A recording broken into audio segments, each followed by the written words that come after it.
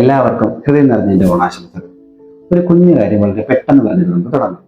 ഇനി മുതൽ എന്റെ ലോങ് വീഡിയോസ് ജീവിതത്തിലെ ചില സത്യങ്ങൾ ഒന്നുമല്ല എന്ന് പറഞ്ഞ് തള്ളിക്കളയുന്ന കാര്യങ്ങൾ മാത്രമല്ല, പകരം എന്റെ മനസ്സിൽ തോന്നുന്ന കുഞ്ഞു കുഞ്ഞു കഥകൾ കൂടി പറയാൻ ഞാൻ ആഗ്രഹിക്കുന്നു. അതുപോലൊരു കഥ പറയാനാണ് ഇന്നിവിടെ വന്നിരിക്കുന്നത്. അപ്പൊ അധികം പറഞ്ഞ് ഞാൻ ദൈർഘിപ്പിക്കുന്നില്ല, നേരെ കഥയിലേക്ക് നമുക്ക് തുടങ്ങാം. ഈ കഥയും ഇതിലെ കഥാപാത്രങ്ങളും തികച്ചും സാങ്കല്പികം മാത്രം. ജീവിച്ചിരിക്കുന്നവരായോ മരിച്ചവരായോ എന്തെങ്കിലും സാമ്യം തോന്നിയാൽ അത് യാദൃശികം മാത്രം, ഇല്ലെങ്കിൽ നിങ്ങൾക്ക് തോന്നിയതായിരിക്കും. ഈ കഥ തുടങ്ങുന്നത് ഒരു കുഞ്ഞു ഗ്രാമത്തിലാണ്. ആദ്യമായി എന്തോ ഒരു പോസ്റ്റർ, എന്തോ ഒരു ചിത്രം കണ്ടിട്ട് നമ്മുടെ കഥാനായകൻ ഇങ്ങനെ വളരെ വിഷമത്തോടെ നിൽക്കുന്നു. എന്നിട്ട് പറയുന്നു, ഈ കുട്ടിയെ കാണാൻ എൻ്റെ അനിയൻ്റെ അതേ ചായയുണ്ടല്ലോ. എവിടെയായിരിക്കും ഈ കുട്ടി? എവിടെയായിരുന്നാലും രക്ഷപ്പെടാനാവട്ടെ, എന്നെങ്കിലും എനിക്ക് ഒന്ന് കാണാൻ പറ്റട്ടെ. ഇത്ര മാത്രം പറഞ്ഞ് അദ്ദേഹം തൻ്റെ കോളേജിലേക്ക് പഠിക്കാനായി പോവുകയാണ്. പുള്ളിക്കുള്ളത് ഒരു അനിയൻ മാത്രമാണ്. ഈ അനിയനും ചേട്ടനും മാത്രം അടങ്ങുന്ന ഒരു കുഞ്ഞു കുടുംബമാണ് അവൻ്റെ. അനിയന് 10 വയസ്സാണുള്ളത്. അനിയനെ അന്ന് സ്കൂളിൽ വിട്ടിട്ടില്ല, കാരണം അവന് വയ്യാതിരിക്കുമായിരുന്നു, പനിയായിരുന്നു. അപ്പൊ അത് കാരണം ചേട്ടൻ വീട്ടിലെ ആഹാരങ്ങളൊക്കെ പാചകം ചെയ്ത് അനിയനോട് കൃത്യസമയത്ത് കഴിക്കണമെന്ന് പറഞ്ഞിട്ട് കോളേജിലേക്ക് പോയി. ഒരു 2:30-3 മണിയാകാറായപ്പോൾ അനിയൻ വിളിച്ചു.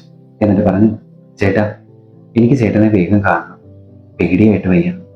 ചേട്ടൻ ചോദിക്കും, എന്തു പറ്റി? എന്താണെന്നറിയില്ല, ആകെ ഒരു പേടി പോലെ. എത്രയും പെട്ടെന്ന് ചേട്ടൻ എൻ്റെ അടുത്തേക്ക് ഒന്ന് വരാമോ? ചേട്ടൻ പറയും, ഞാൻ വേഗം വരാം.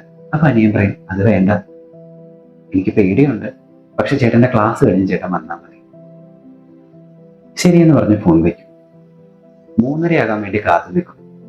3:30 കഴിഞ്ഞതോടെ ചേട്ടൻ വേഗം ബാഗെടുത്ത് കോളേജിൽ നിന്ന് ഇറങ്ങുവാണ്. നേരെ വീട്ടിലേക്ക് പോകുവാണെങ്കിൽ 1.25 മണിക്കൂർ വേണം വീട്ടിലെത്താൻ. പക്ഷെ ഈ കോളേജിന്റെ പുറകിലായിട്ട് ഒരു കാടുണ്ട്. ഈ കാട് കടന്ന് ഇവരുടെ വീട്ടിലെത്താൻ 3/4 മണിക്കൂർ മാത്രം മതി. പക്ഷെ വർഷങ്ങളായി ആ കാട് ആരും കടന്നിട്ടില്ല, കാരണം ആ കാടിനെ ചുറ്റിപ്പറ്റി ഒരുപാട് കഥകളുണ്ട്.